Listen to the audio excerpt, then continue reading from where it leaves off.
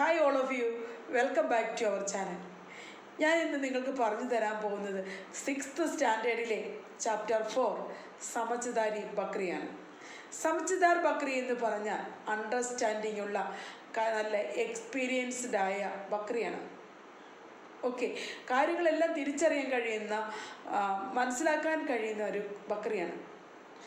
ഹം സിക്കെങ്കെ ഈ പാഠം പഠിച്ചു കഴിയുമ്പോഴേക്കും നമ്മൾ പഠിക്കണം നിർഭയത, പേടിയില്ലായ്മ, ദുഷ്മനോക്കി സമജ്, ശത്രുക്കളെ തിരിച്ചറിയാനുള്ള കഴിവ് നമ്മൾക്കുണ്ടാവണം, ആത്മവിശ്വാസ്, സെൽഫ് കോൺഫിഡൻസ് ഉണ്ടാവണം, സെൽഫ് കോൺഫിഡൻസ്, ആത്മവിശ്വാസം, ഇതെനിക്ക് തരണം ചെയ്യാൻ കഴിയുമെന്ന സെൽഫ് കോൺഫിഡൻസ് ഉണ്ടാവണം നമുക്ക്, സാഹസ്, ब्रेवनेस, जीवन की कठिन परिस्थितियों में संकट का डट कर मुकाबला करना, ജീവിതത്തിൻ്റെ കഠിനമായ സന്ദർഭങ്ങളിലും പരിസ്ഥിതിയിലും ആ സങ്കടങ്ങളെ ഉറച്ചു നിന്നുകൊണ്ട് അതിനോട് ഫൈറ്റ് ചെയ്ത് മുന്നോട്ട് പോകണം, അതിനെ ഓവർകം ചെയ്യണം.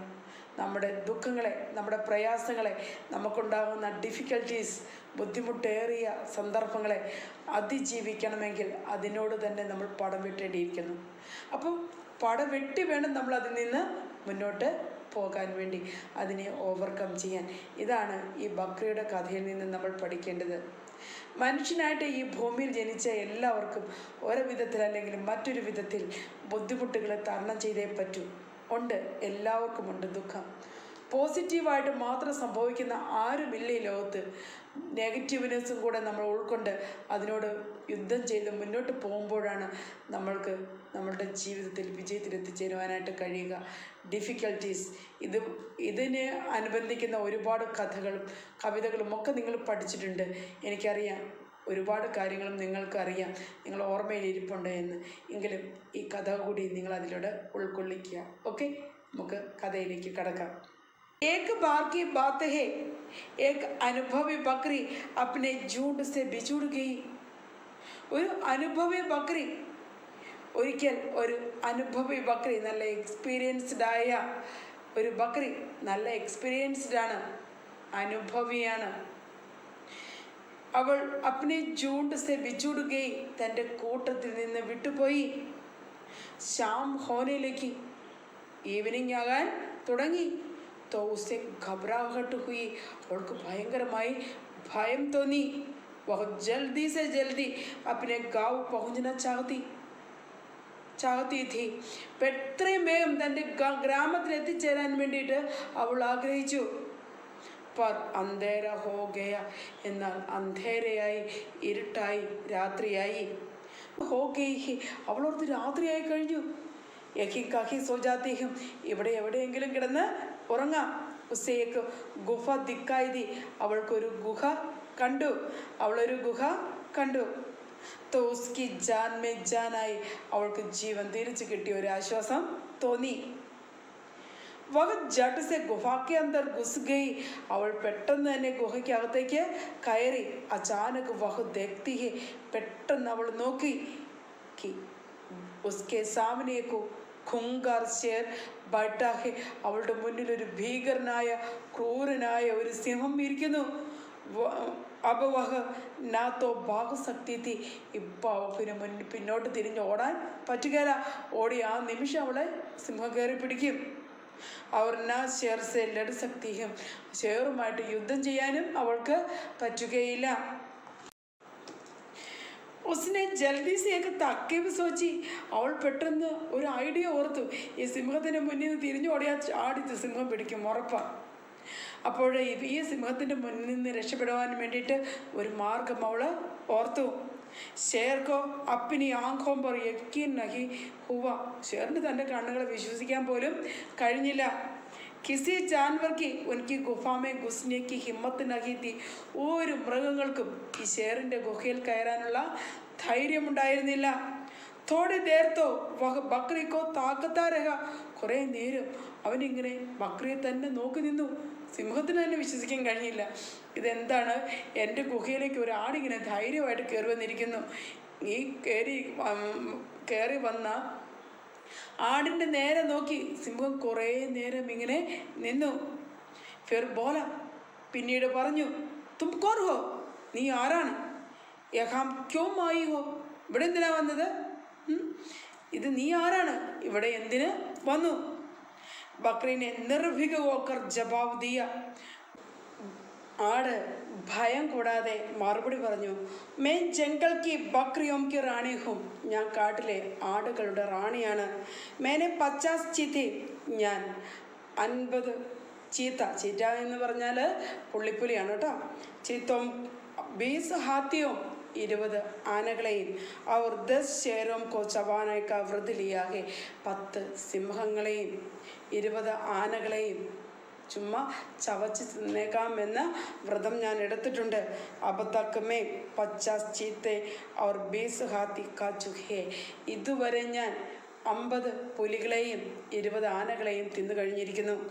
അബ് 10 ശേരോം കി തലാശ് മേ ഹേ, ഇനി ഞാൻ 10 സിംഹങ്ങളുടെ അന്വേഷണത്തിലാണ്. എനിക്ക് ചവച്ചരച്ച് തിന്നാൻ 10 സിംഹങ്ങളുടെ അന്വേഷണത്തിലാണ് ഞാൻ. ഷേർ ഹൈറാനി സെ ഉസ്സെ ദേഖ് രഹാ താ, ഷേർ ഭയത്തോടെ അതിനെ നോക്കുന്നുണ്ടായിരുന്നു. ക്യോങ്കി ഉസ്സെ ലഗ് രഹാ താ കി ബക്രി സച്ച് ബോൾ രഹി ഹെ, കാരണം സിംഹത്തിന് തോന്നുന്നുണ്ടായിരുന്നു ഈ ബക്രി പറയുന്നത് സത്യമായിരിക്കുമെന്ന്. കാരണം അതിൻ്റെ മുന്നിലേക്ക് ഇത്ര ധൈര്യമായിട്ട് വേറൊരു ജീവികളും കടന്നു വന്നിട്ടില്ല. വന്നാൽ തന്നെ ജീവനും കൊണ്ട് ഓടി രക്ഷപ്പെടാൻ വേണ്ടിയിട്ട് അവർ പരിശ്രമിക്കും. എന്നാൽ ഈ ആട് മാത്രം ഓടി രക്ഷപ്പെടാൻ പരിശ്രമിക്കുന്നില്ല. അതിൻ്റെ മുന്നിൽ നിന്നുകൊണ്ട് തന്നെ അത് സംസാരിക്കുകയാണ്. സിംഹത്തിൻ്റെ മുന്നിൽ നിന്നുകൊണ്ട് ഭയമില്ലാതെ സംസാരിക്കുന്നു. അതുകൊണ്ട് തന്നെ ഷേർ ഓർത്തു, വേറെ ഒരു ജീവികൾക്കും സിംഹത്തിൻ്റെ മുന്നിൽ നിന്ന് ഇത്ര ധൈര്യമായിട്ട് സംസാരിക്കാനായിട്ട് കഴിയില്ല.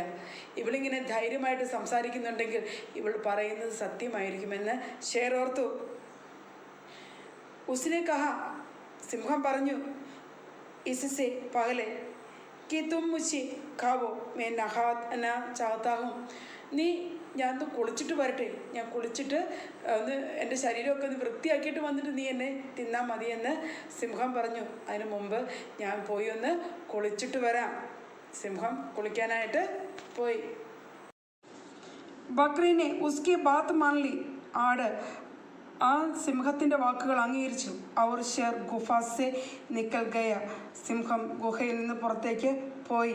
രാസ്തേ മേ ഷേർ കോയി ഏക് ഗീദട്ട് മില, വഴിയിൽ ഷേർ ഒരു ജക്കലിനെ കിട്ടി. ഗീദർ എന്ന് പറഞ്ഞ ജക്കലാണ്. ജക്കലിനെ കണ്ടു.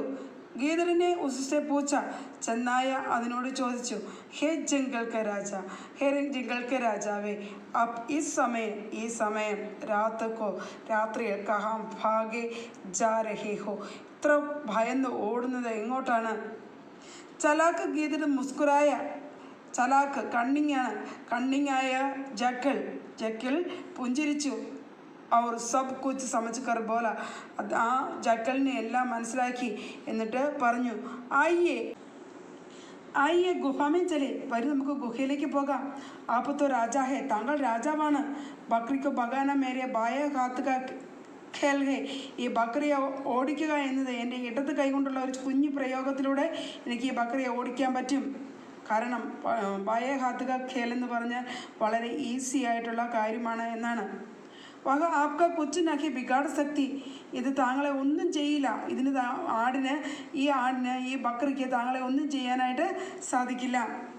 ബക്രീനെ ജബ് ഷേർക്കോ ഗീദർ കെ സാത്ത് ഗുഫാക്കി ഓർ ആത്തെ ദേഖ, ബക്രി ഷേറും ഗീദറും കൂടെ ഗുഹയിലേക്ക് വരുന്നത് കണ്ടപ്പോൾ തോ ഉസ്കെ ഖോഷ് ഉഡ് ഗയെ, അവൾക്ക് ബോധം കെടുന്നത് പോലെ ആയിപ്പോയി.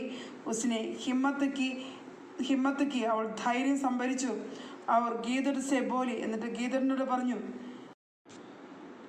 ഐ നിക്കമേ ഗീദർ, മേനെ തുംസെ 10 ശേരോം കോ ലാനെ കോ കഹാ താ. നിക്കമ ഗീദറെ, യൂസ്ലെസ് ഗീദറെ, മേനെ തുംസെ, ഞാൻ നിന്നോട്